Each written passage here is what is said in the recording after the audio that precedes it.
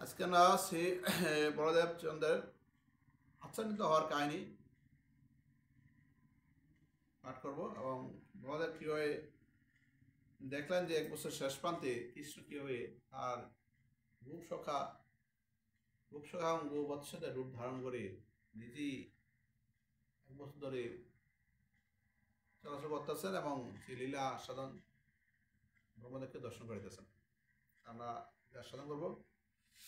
গোবর্ধন তটপ্রান্তে এক নিবিড় নবপত্র মণ্ডিত প্রস্ফুটিত কুসুমাবলী পরিশোভিত কদম্ব বৃক্ষের সুশীতল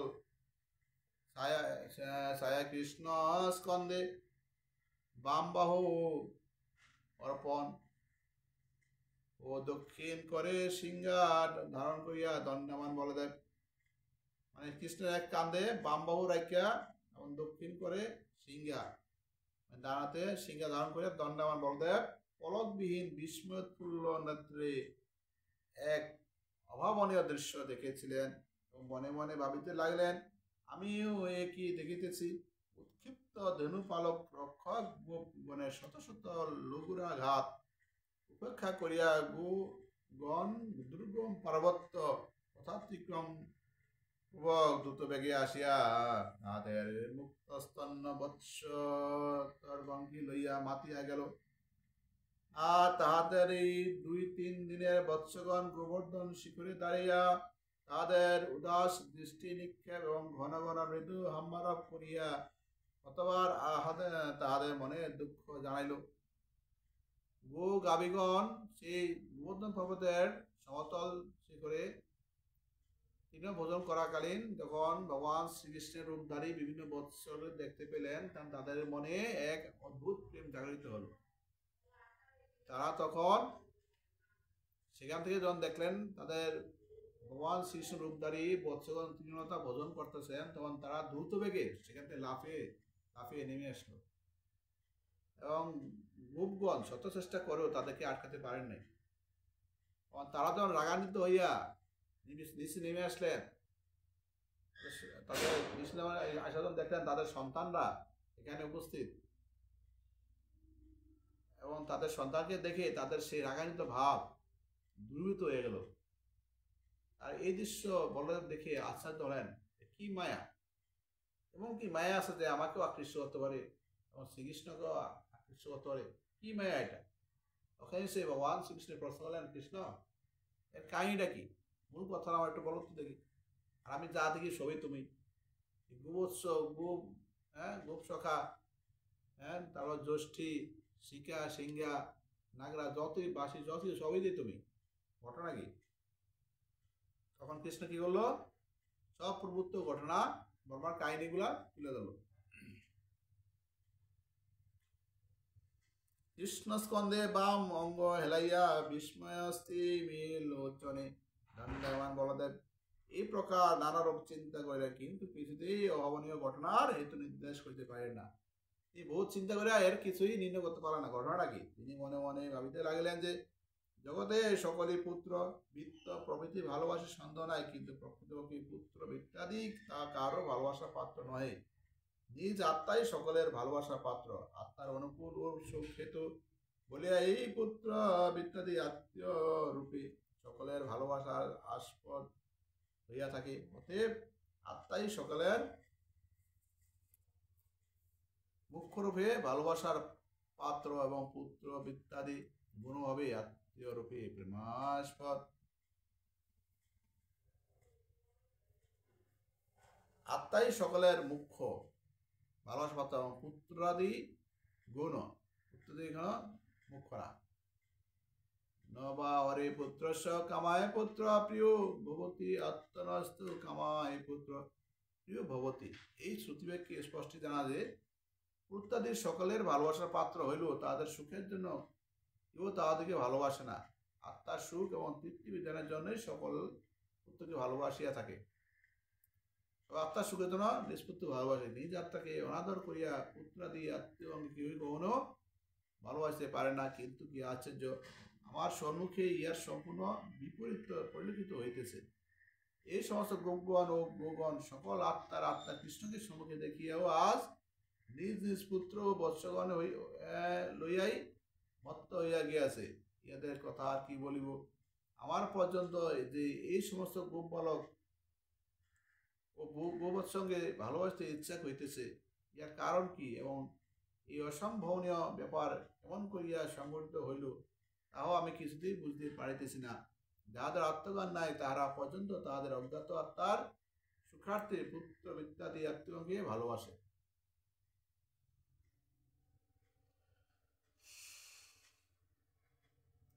কিন্তু কি আশ্চর্য, এখানে সকল আত্মার আত্মা শুদ্ধ সত্য বিগ্রহ শ্রীকৃষ্ণ প্রত্যহ পরিদৃষ্ট এবং নিকটে অবস্থিত থাকা সত্ত্বেও গোপ গোপ এমনকি আমার পর্যন্ত ভালোবাসা গোপ বালক ও গোবৎস যাইতেছে কেন?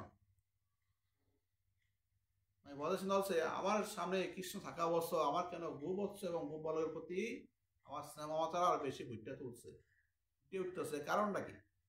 বলরাম কিছুই চিন্তা করে পারতেছে না ঘটনাটা কি। কিন্তু কি আশ্চর্য, এখানে সকল আত্মা শুদ্ধ সত্য বিগ্রহ শ্রীকৃষ্ণ প্রত্যহ পরিদৃষ্ট এবং নিকটে অবস্থা থাকা সত্ত্বেও গোপ এমনকি আমার পর্যন্ত ভালোবাসা গোপ বালক গোবৎস যাইতেছে কেন? দেখেন কৃষ্ণ স্বয়ং উপস্থিত আমার সামনে, তাহলে তাহলে আমার কেন গোবৎস এবং গোপ বালকের প্রতি বেশি আকর্ষণ হইতেছে, কারণটা কি?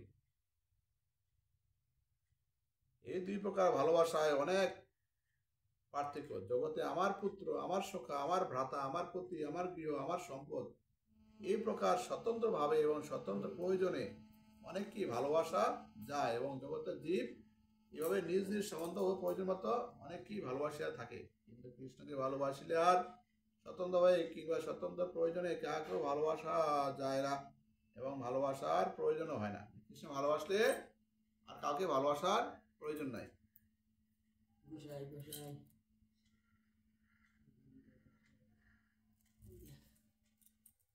বৃক্ষের মূলে জল সেচন করিলে যেমন তাহাত হইতে পত্র পুষ্প ফলাদি সমস্ত পুষ্টি লাভ করে, সুতরাং তাহাতে আর স্বতন্ত্র জল সেচনের প্রয়োজন হয় না। সেইরূপ কৃষ্ণকে ভালোবাসলে তাহা হইতে অনন্ত জগতের তৃপ্তি বিধান হয়। যাহারা কৃষ্ণকে ভালোবাসেন তারা কৃষ্ণের সম্বন্ধ লইয়াই সকলকে ভালোবাসেন।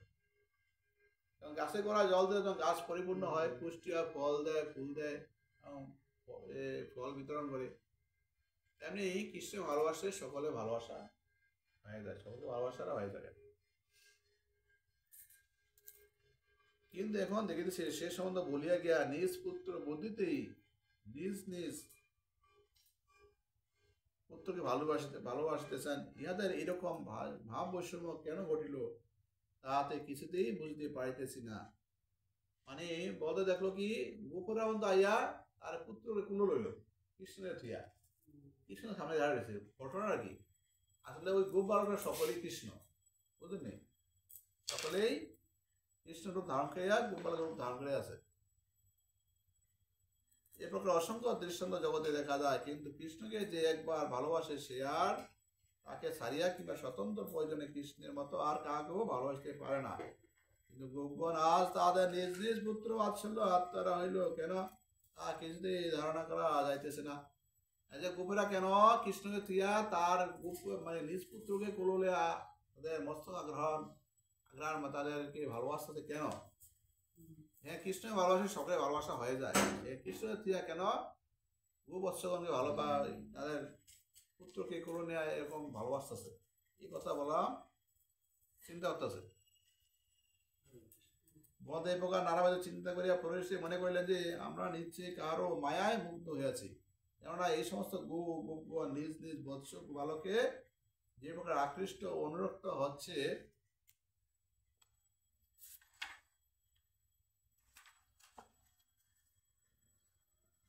এবং আমারও এই সমস্ত গোবৎস গোপালনকে যেরূপ ভালো হইতে ইচ্ছা হইতেছে তা মায়া মোহ ব্যতীত আর অন্য কোনো প্রকারের সম্ভব হইতেছে না। বলরামরা এখানে কি হইতেছে, কৃষ্ণের থিয়া এখানে গোবৎস এবং গোপ সভা করে ভালোবাসতে ইচ্ছা করতেছে বেশি। এরা কারণটা কি? যেখানে কৃষ্ণ ভালোবাসলে সকলে ভালোবাসা হয়ে যায়, আমার কেন এই মোহ উৎপন্ন হইল, কোন মায়া আমি আবদ্ধ হইলাম? বলরাম এই চিন্তা করতেছে। যে কৃষ্ণকে ধ্যান যোগে হৃদয়স্থ করিবার জন্য কত শত শত যোগীন্দ্র মুনীন্দ্রগণ সর্বদেবী হইয়া নির্জন গিরি গুহাদি আশ্রয় করেন, সেই কৃষ্ণকে সাক্ষাৎ উপস্থিত দেখিয়া যে গোপগণ নিজ নিজ পুত্র কোলে করিয়া পরমানন্দে আত্মা হইতেছে এবং গুগণ বর্ধিত লোচনে নিজ নিজ বৎসে অঙ্গলহন করিতেছে, অধিকার কি বলিব। আমারও যে সমস্ত গোপ বালক গোবৎসগণের উপরে ভালোবাসা আসিতেছে, ইয়া মায়ার বঞ্চনা ব্যতীত আর কিছুই হইতে পারে না। বলা চিন্তা হলো, তাহলে এই যে গোপগণ কেন যে জগতে কৃষ্ণকে পাওয়ার জন্য শত শত মুনীন্দ্র যোগীন্দ্র ঋষিগণ গদ্দা ছেড়ে গিরি গুহার গুহার থাকিয়া কৃষ্ণকে পাওয়ার জন্য তারা ধ্যানস্থ হয়ে আছে। আর যে গোপেরা সেই কৃষ্ণকে থুইয়া কেন তাদের সন্তানকে কুলো নিয়া এরকম মায়া মমতা দেখাইতেছে, আর আবারও বা কেন এত মায়া হইতেছে সেই গোবৎস এবং গোপালকের প্রতি, কথা বলছেন নিশ্চয়ই এটা আপনার কারণ আছে। কোন মায়া আমি আবদ্ধ হইলাম?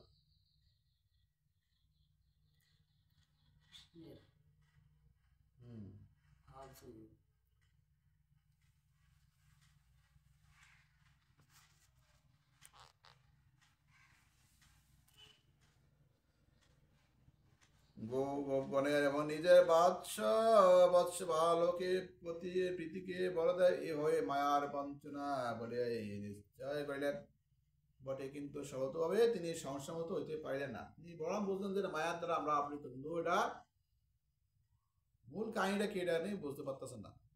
তাই তিনি সন্দিহান চিত্তে চিন্তা করিতে লাগলেন যে আমরা কার মায়া মুগ্ধ হইলাম, কার এতাদৃশ্য মায়া বিস্তারের কারণে বা কি।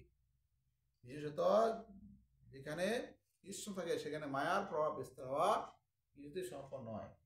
বলা চিন্তা হলো কি, যেখানে কৃষ্ণ থাকে সেখানে মায়া আসতে পারে না। কোন মায়া? আমরা আমি তো বলবো যে আমারও বাসুর প্রতি আকর্ষণ হইতেছে, তাদেরকে ভালোবাসতে, গোপ সখা ভালোবাসতে আমার একটা ইচ্ছে হইতেছে। বললাম ওই যে গোবৎস গোপাল রূপতেছে ওখান শিক্ষা নিয়েছে, যেখানে কৃষ্ণ উপস্থিত সেখানে তো আর কারো অন্য কারো ভালোবাসার প্রয়োজন নাই। আজকে কেন আমারও কৃষ্ণের তা অন্য দিয়ে আমার মন যাইতেছে কেন? কোন মায়া আকর্ষণ করলো বলা যায়, চিন্তা হতেছে। গোপালকগণের গোপগণের এবং নিজের বৎস বালকের প্রীতিকে বলা যায় মায়ার বঞ্চনায় বলিয়া নিশ্চয় করিলেন বটে, কিন্তু সর্বতভাবে তিনি সংশয় মুক্ত হইতে পারিলেন না। তাই তিনি সন্ধিহান চিত্তে চিন্তা করিতে লাগিলেন যে আমরা কাহার মায়া মুগ্ধ হইলাম এবং কাহার এরাদৃশ্য মায়া বিস্তারের কারণে বা কি। বিশেষত যেখানে কৃষ্ণ থাকে সেখানে মায়ার প্রভাব বিস্তার হওয়া কিছুই সম্ভব নয়। কৃষ্ণ সূর্য সম, মায়া ঘোর অন্ধকার, যাহা কৃষ্ণ তাহা নেহি মায়ার অধিকার। কৃষ্ণ সূর্য সম, মায়া ঘোর অন্ধকার, আর যেখানে কৃষ্ণ উপস্থিত থাকে সেখানে মায়া নাই অধিকার। মায়া কখনো সেখানে আসার অধিকার নাই, কৃষ্ণ থাকে। শ্রীচৈতন্য চৈতন্যতে এই কথা বলা হয়েছে। সুতরাং আমরা কৃষ্ণকে সঙ্গে রাখিও যে মায়া জালে জড়িত হইলাম, ইহার বা কারণ কি?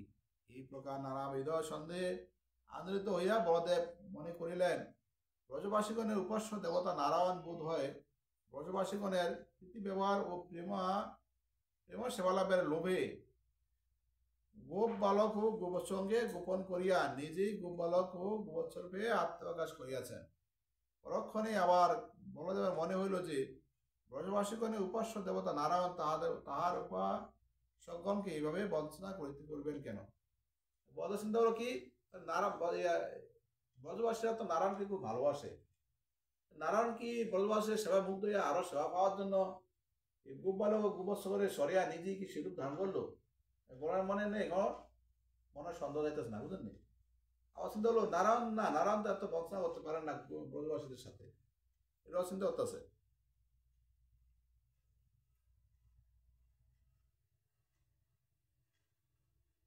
সম্ভবত ব্রহ্মাদি দেবগণ ব্রজবাসীগণের প্রেমে মুগ্ধ কৃষ্ণের ঐশ্বর্য পরীক্ষা করিবার জন্যই এই প্রকার মায়া বিস্তার করিয়াছেন। কিংবা গরুর বিম্বক সেন প্রভৃতি বৈকুণ্ঠ পার্শ্বদ ব্রজ পার্শ্বদ গোপালক ও গোবৎসগণের সৌভাগ্য দেখিয়া লোভ পরবশ হইয়া গোপ বালক ও গোবৎসবর্তী ধারণ করিয়া কৃষ্ণের প্রীতি ব্যবহার ও ভালোবাসা আস্বাদন করিয়াছেন।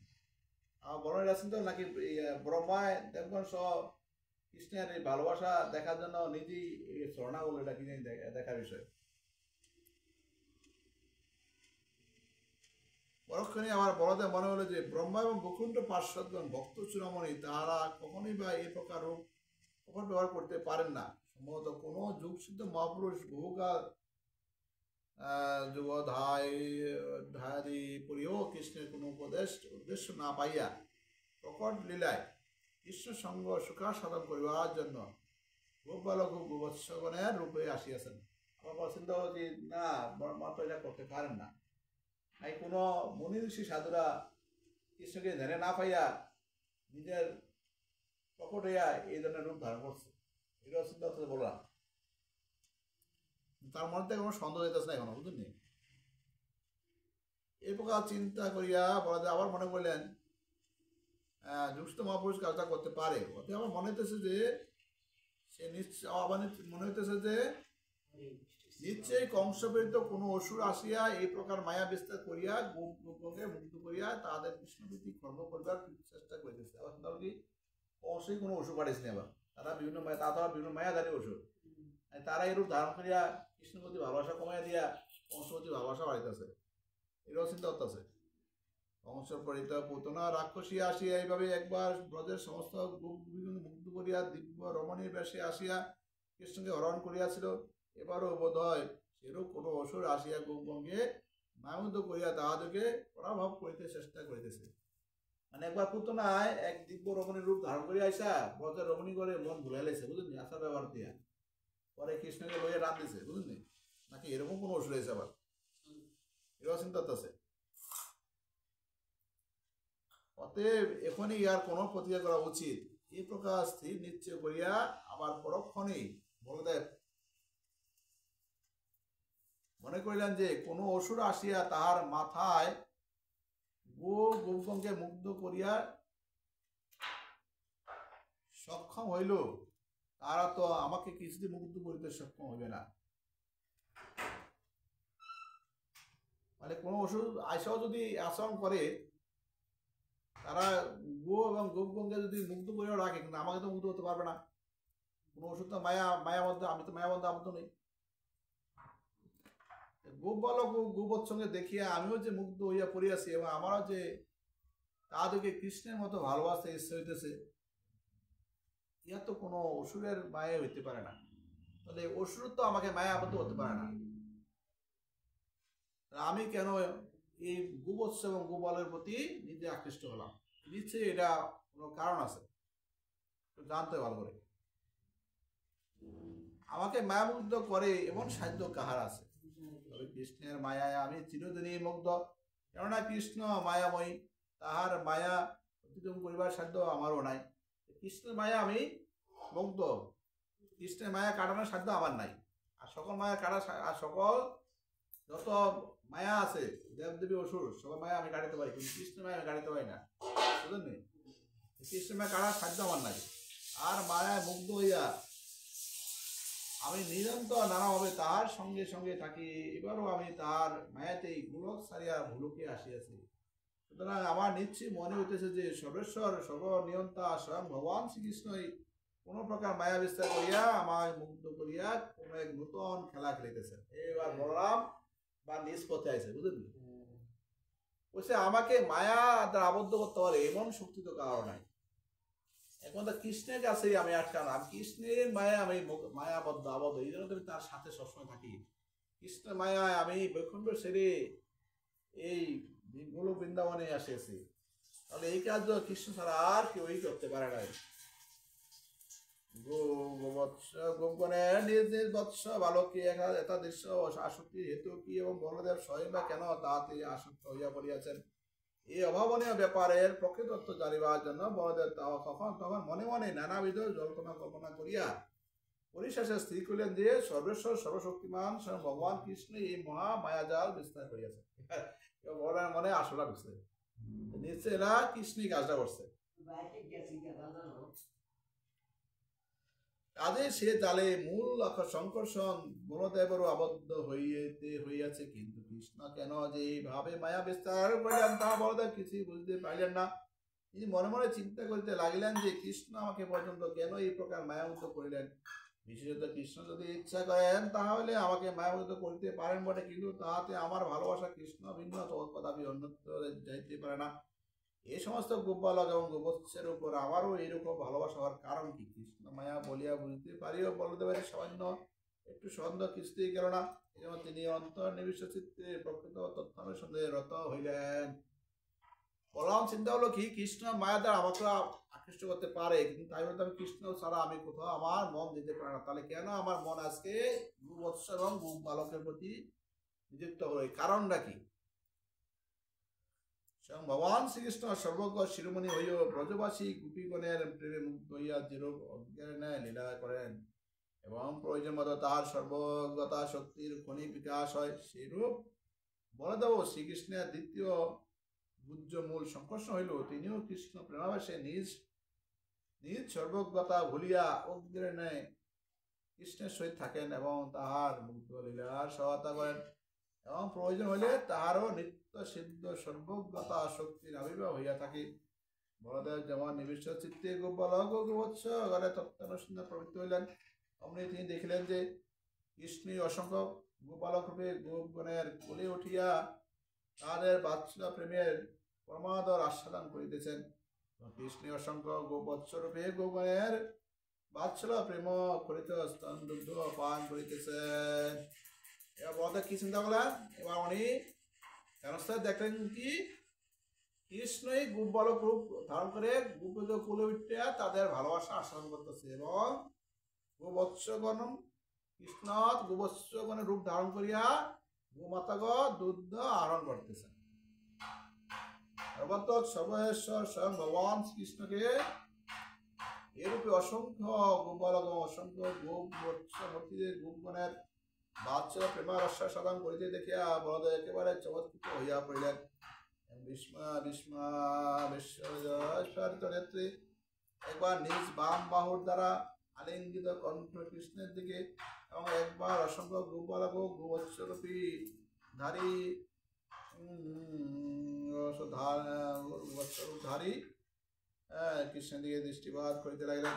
বাম বাহু দ্বারা নিজ বাম বাগস্যে কৃষ্ণের কণ্ঠ আলিঙ্গন করিয়া দক্ষিণ হস্তে তাহার চিবুক ধারণ করিয়া অমিশ নয়নে তাহার বিশ্ব বিমোহন মুখারবিন্দ পানে চাহিয়া প্রেম বিভাবিত ইঙ্গিতের ভাষা বলিলেন, ওরে প্রেমের পাগল, তোর কি রসানন্দনকে গোপীগণের প্রেমের রস সাধন করিয়া তৃপ্ত হইল না?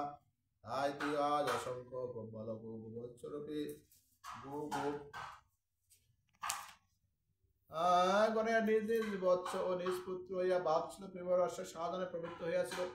এবার বলদেব কি করলো? কৃষ্ণকে বাম হাতে কৃষ্ণের কণ্ঠ জড়িয়ে ধরলো, এবং ডান হাতে কৃষ্ণ ভাষা ধরে কৃষ্ণের মুখ নয়নে অপলক নয়নে সে নয়নে বললো, হে কৃষ্ণ, তুমি যশোনন্দন ঘরে আবির্ভূত হইয়া তাদেরকে প্রেম দান করিয়া ব্রজবাসী করে প্রেম দান করিয়া তুমি তৃপ্তি লাভ করো নাই, আজ নিজে তুমি কেন তাদের পুত্রকে দেহ ধারণ করিয়া গোবৎস করে দেহ ধারণ করিয়া তাদেরকে এত তৃপ্তি দান করতেছ? কারণটা কি?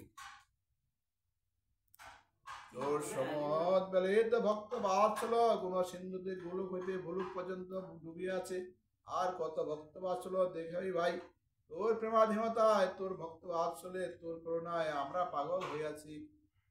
আমরা তো আত্মবিক্রয় করিয়াই দিয়া রাখিয়াছি, এবার আর কি আকাশ বাতাস সাগর ভূধর পর্যন্ত পাগল করিবার জন্য এই অভিনব খেলা আরম্ভ করিলি? তোর এই মূর্তির খেলাতে প্রকৃত অপ্রাকৃত সর্বজগৎ পাগল হয়েছে। তুমি যদি অনন্ত মূর্তি দিয়ে খেলা করতে আরম্ভ করিত তবে জগতের গতি কি হবে? বলদেব বলতেছে, এই কৃষ্ণ তুমি তো সব কিছুর খেলা লীলা দর্শন করাইতে সবারই, আকাশ বাতাস সবাইকে লীলা দর্শন করাইব, অত কেউ আর বাকি রইল না। আমরা পরবর্তী সময় পরবর্তী লীলা আমরা আসন করবো। জয় ভগবত কথা কি জয় রাধা রানী ভগবান শ্রীকৃষ্ণ জয় রাধা।